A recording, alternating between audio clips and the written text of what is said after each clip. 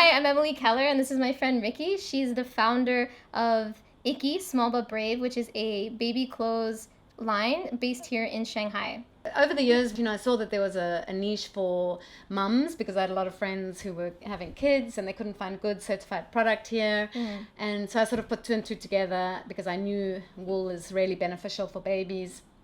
And I wasn't finding really beautiful, soft wool product for one, and secondly, a product that was certified and could meet all the local standards, because actually China's local standards for baby products are higher than international standards. They are super really? strict, yeah, but the enforcement is very low. So that was the issue. And so then I sort of put two and two together and said, okay, I can develop this product. And so I worked 1 year with the factory and worked on a jersey wool fabric that I felt had a hand feel that no one had felt before. And and to this day I still think that the hand feel, even after traveling and going and seeing all my competitors, that's one thing that I really feel like we got right, is the hand feel. And that's how I could get a consumer to understand or to even try using wool and getting the benefits from it, because the first thing was the hand feel. If the hand feel wasn't right, no one would buy it, right? Yeah. So that was really important to me in the first year of development. Yeah, and I mean, that's my other thing, right? I mean, the passion that I have for the fiber, and to teach people about how amazing it is and the benefits for babies. It's a proven fact that babies that sleep with wool sleep better than any other fiber. The world should know that, and people are just not aware. And People don't know these things at all. no, I mean, even cashmere. Everyone thinks cashmere is so luxurious, and I love cashmere as well. It's beautiful fiber, but it's very insulative, and it's actually not the best option for babies. So when people think luxury for babies, they think cashmere, but actually it's not very breathable. So, all those issues of overheating come up. And so we do try to educate about wool and the benefits of wool. What was really important was the hand feel, so that people would feel it and feel it's so soft, and okay, I can imagine my child wearing this. And then that as a basis to say yes, and not only can they wear it, they're really going to sleep better. It's going to create a microclimate around the body. Your child's not going to overheat. It can absorb 30% of its weight in moisture before it feels wet. This endless qualities that no other fiber can do.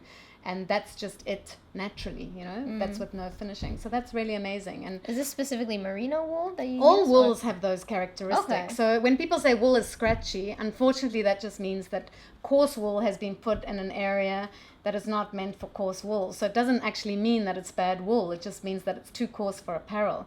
So, of course, wool goes up to 23 microns. So 23 microns, those are like the crossbred wools that are used for carpets and very tough, like furnishings, which is also great because it's fire resistant, and it's a great option for interiors as well. But for babies, merino wool is the best option because it's the finer micron. It goes from about 12 micron to I think the maximum around 21 micron. So what we're using is very fine merino wool, and if it's finished well and processed well, then you get a really great hand feel. But this concept also of thinking that all you need is fine wool to have a good product is also a misconception. The whole chain has to be correct. So that means putting the right raw material, having the right manufacturing environment and machine settings, and then finishing the wool well, then knitting or weaving the wool with the right amount of tension, with the right weave for that fineness, and then finishing the wool well when you're doing the washing, and then also sewing in the right way for that type of fabric. That also has a big impact on the quality and the hand feel, and then finally finishing it again before wearing. So quality is the whole production Every pipeline. single step. It's not, and that's why we really choose. Ikki is all about the supply chain, so we choose the raw material and do everything. So the special thing about the brand is the fabric, not the design. The designs are very basic and very classical. I'm not a fashion brand, and I don't want to be a fashion brand. It's really about having the next to skin product so that you can benefit from it. So Ikki is my nickname as a child, and Okay, because your first name. What's your whole first name? Ulrike is my proper name. Is that It's German? Yes, Okay. yes. But no one could ever say that in South Africa, so I've always been called Rikki, Rix, Rixter.